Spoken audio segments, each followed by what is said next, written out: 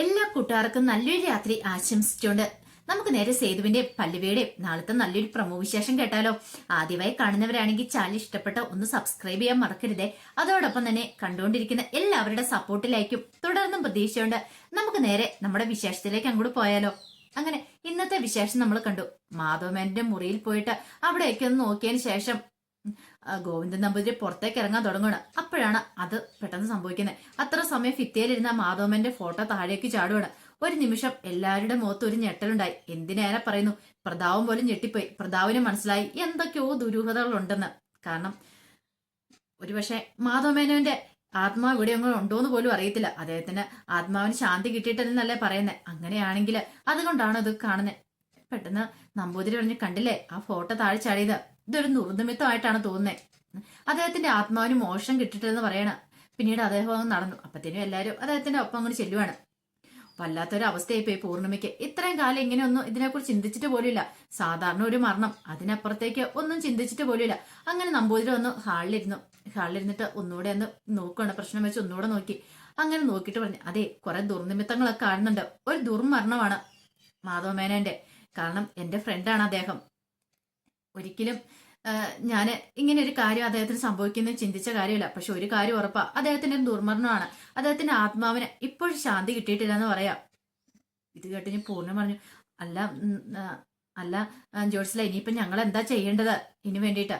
അതോ അതിന് കുറെ പരിഹാരക്രിയകൾ പറഞ്ഞുതരാം. അത് മൂത്ത മകനായ സേതുവാണ് ചെയ്യേണ്ടതെന്ന് പറയാണ്. അങ്ങനെ ആ പ്രതിവിധികളെ കുറെ എല്ലാം പറഞ്ഞു കൊടുക്കണം. അത് ചെയ്യണമെന്നൊക്കെ പറഞ്ഞുകൊണ്ട് ഈ സമയത്ത് ഇതെല്ലാം കേട്ടോണ്ടിരുന്ന പ്രതാപം പറഞ്ഞു, ഇതൊക്കെ വെറുതെ പറയുന്ന. ദുർമരണോ? അദ്ദേഹത്തിന് അറ്റാക്ക് വന്നാ മരിച്ചേ. അളിയൻ മരിച്ച അറ്റാക്ക് വന്നിട്ടാ, അല്ലാതെ ദുർമരണം ഒന്നും ആയിരുന്നില്ല. ഞാനല്ലേ കൂടെ ഉണ്ടായിരുന്നെന്ന് പറയാണ്. ഇത് പറഞ്ഞപ്പോ തന്നെ തിരുമേനി ഒന്ന് പ്രതാപനെ ഇങ്ങനെ നോക്കുകയാണ്. പ്രതാപം പെട്ടെന്ന് താഴേക്ക് മുഖം മാറ്റി. അപ്പോഴേ തിരുമേനിയുടെ മനസ്സിൽ ചില ഡൗട്ടുകളൊക്കെ അടിച്ചു. പ്രതാപന്റെ ആ മുഖം കണ്ടപ്പോ തന്നെ. പിന്നീട് തിരുമേനി അങ്ങോട്ട് പോകാനിട്ടിറങ്ങി പറഞ്ഞു, എല്ലാരും ഒന്ന് സൂക്ഷിക്കുന്നത് നല്ലതാന്ന് പറയാണ്. കുടുംബത്തില് ചില ദുർനിമിത്തങ്ങളൊക്കെ കാണുന്നുണ്ട്.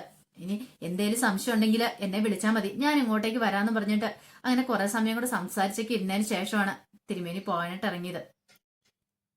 പിന്നീട് തിരുമേനി അങ്ങോട്ട് പോകാനായിട്ട് ഇറങ്ങണം. ആ സമയത്ത് സേതുവിനെയും പല്ലുവിനെയും കൂടെ വിളിച്ചു. അങ്ങനെ അവർ രണ്ടുപേരും കൂടെ ചെന്നു. പിന്നീട് സേതുവിനോട് പറഞ്ഞു, അതെ ഒരു കാരണവശാലും എന്തൊക്കെ പ്രശ്നങ്ങളുണ്ടായാലും ഈ കുടുംബത്തിൽ നിന്ന് ഇറങ്ങലെന്ന് പറയണം. നിങ്ങൾ രണ്ടുപേരും ഇവിടെ ഉണ്ടാവണമെന്ന് പറയാണ്. ഇത് കേട്ടതും സേതുവിനൊന്നും മനസ്സിലായില്ല. ഞാൻ പറയുന്ന കാര്യങ്ങൾ ഇപ്പൊ നിങ്ങൾക്ക് മനസ്സിലായില്ല, പക്ഷെ പിന്നീട് അത് മനസ്സിലാവുമെന്ന് പറയാണ്. അതിനുശേഷം പല്ലവിയോട് പറഞ്ഞു, അതെ ഇദ്ദേഹത്തിനോടൊപ്പം എപ്പോഴും ഉണ്ടാവണം. ഒരു കാരണവശാലും ഇട്ടിട്ട് പോലെ താങ്ങായും തണലായിട്ടും ഇദ്ദേഹത്തിന് ഒരു ബലമായിട്ട് നിങ്ങൾ കൂടെ ഉണ്ടാവണം എന്ന് പറയാണ്. പിന്നീട് പല്ലവിനെ അരിയിലേക്ക് വെച്ച് തലയെ കൈവച്ച് അനുഗ്രഹിക്കുകയാണ്. ഇപ്പൊ കുറെ പ്രശ്നങ്ങളൊക്കെ ഉണ്ട്, എല്ലാം മാറിക്കിട്ടും. നല്ല മനസമാധാനവും സന്തോഷമൊക്കെ വരുന്ന സമയങ്ങളൊക്കെ വരുന്നുള്ളൂ. അതുകൊണ്ട് ധൈര്യമായിട്ടിരിക്കുക. എന്ത് പ്രശ്നങ്ങളുണ്ടായാലും പിന്നോട്ട് പോവരെന്നൊക്കെ പറഞ്ഞ് അങ്ങനെ അനുഗ്രഹിച്ചിട്ടാണ് തിരുമേനി പോകുന്നത്. പിന്നീട് അവരകത്തേക്ക് അങ്ങോട്ട് കയറി വരുവാണ്. ഈ സമയം പ്രതാപം പൂർണ്ണിമയോട് പറഞ്ഞു, കണ്ടില്ലേ അയാളെ കൊണ്ട് ശരിക്കും പറയിച്ച ചേച്ചി എന്ന് പറയണേ. എന്ത്?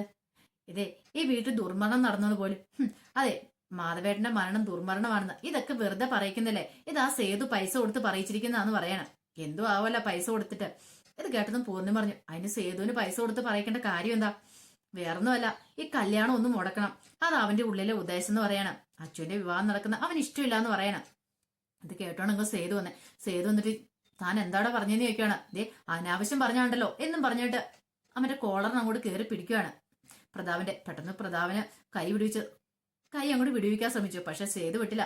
അവസാനം പൂർണ്ണിമ അങ്ങോട്ട് ഓടിച്ചെല്ലുവാണ്. ഓടിച്ചെന്നിട്ട് ഇത് എന്തായി കാണിക്കണം എന്ന് ചോദിച്ചാൽ രണ്ടുപേരെ അങ്ങോട്ട് മാറ്റി നിർത്തുകയാണ്. പൂർണ്ണിമ പറഞ്ഞു, എന്താ പ്രതാപം നീ ഇങ്ങനെയൊക്കെ പറയണെന്ന് ചോദിക്കുക.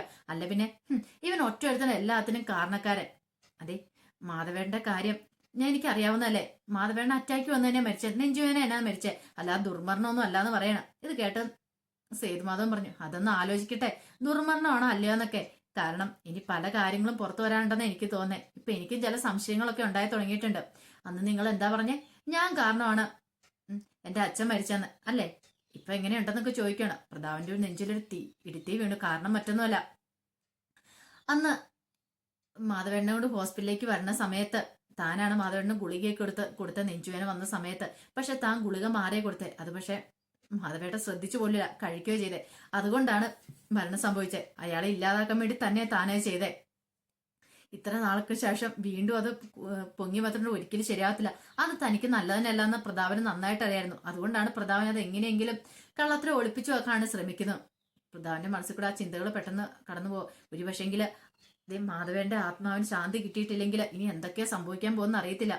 തന്റെ കള്ളത്തരം പിടിക്കപ്പെട്ടിട്ടുണ്ടെങ്കിൽ താൻ ഉറപ്പായിട്ടും ജയിലിലാവും. അതൊക്കെ ഓർത്ത് ഇനിയിപ്പം സമം തന്നെ തെറ്റുന്ന പോലെ തോന്നി പ്രതാപന്. അതാണ് പ്രതാപൻ ഇത്ര പെട്ടെന്ന് ഇങ്ങനെ വയലന്റ് ആകുന്നത്. പിന്നീട് സേതു പറഞ്ഞു, എന്താ ആലോചിച്ചോണ്ടിരിക്കുന്നേ? അതെ, ഒരു കാര്യം ഞാൻ പറഞ്ഞേക്കാം. അച്ഛന്റെ കല്യാണം എന്താളും ഞങ്ങൾ ഒന്നുകൂടെ ആലോചിച്ചിട്ട് നടത്തുന്നുള്ളൂ, ധൃതി പിടിച്ചൊന്നും നടത്തുന്നില്ല എന്ന് പറയാണ്. ഇത് കേട്ടോ പ്രതാപൻ പറഞ്ഞു, അത് നീയാണോ തീരുമാനിക്കണമെന്ന് ചോദിക്കും. അതെ, ഞാനാ തീരുമാനിക്കുന്നത്. ഇപ്പൊ തൽക്കാലത്തേക്ക് ഞാൻ തീരുമാനിച്ചാൽ മതി. അതെ, വിൽപത്രത്തിൽ എഴുതി വെച്ചിട്ടുണ്ട് എന്റെ അനിയത്തിമാരുടെ കല്യാണമൊക്കെ ഞാൻ മുന്നിട്ട് നിന്ന് നടത്തണമെന്ന്. അപ്പൊ പിന്നെ എന്റെ അനിയത്തിമാരുടെ കല്യാണം ഞാനല്ലാതെ പിന്നെ നിങ്ങളാണോ നടത്തുന്നതെന്ന് ചോദിക്കും. ഇത് കേട്ടൻ പ്രധാൻ പറഞ്ഞു, പിന്നെ ഒരു വലിയേട്ടൻ വന്നിരിക്കുന്നു, ഒന്നും മിണ്ടായിരിക്കുക. നീ എന്നാടാ വന്നേ? ഇന്നലെ അല്ലേ ഇങ്ങോട്ട് കയറി വന്നേ നിൽക്കുക? അതെ, ഇന്നലെ വന്നേ. നിനക്കും മുടക്കൊന്നുമല്ലോ. ഒന്നുമല്ലേലും നിങ്ങളാരാ? നിങ്ങൾ ഇവിടുത്തെ വെറും ഒരു അമ്മാവൻ മാത്രം. പക്ഷെ ഞാൻ അങ്ങനെയല്ല, ഞാൻ അവരുടെ വലിയേട്ടനാന്ന് പറയണ. എന്റെ സ്ഥാനത്ത് ഞാൻ മാത്രമേ ഉള്ളെന്ന് പറയണ.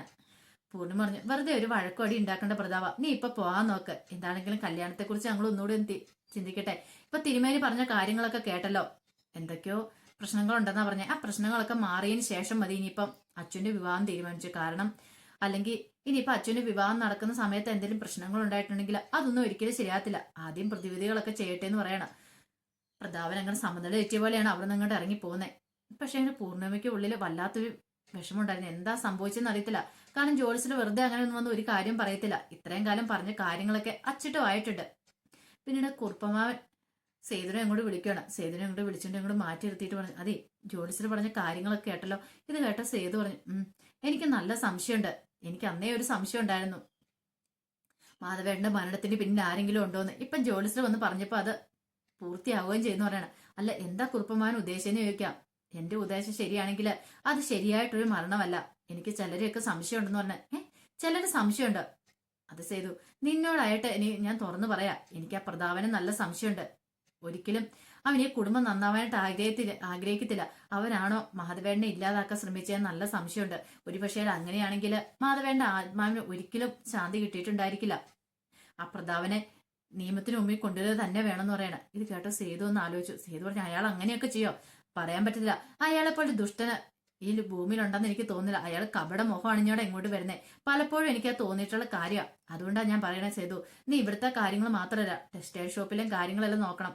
അവസാനം കണ്ടോ, അല്ലെങ്കിൽ ഈ പൊന്നുമടം വീട് തന്നെ അയാളുടെ കയ്യിലിരിക്കും എന്ന് പറയാണ്. ഇത് കേട്ടപ്പോ സേതുവിന് ഏകദേശം കാര്യങ്ങളൊക്കെ മനസ്സിലായി.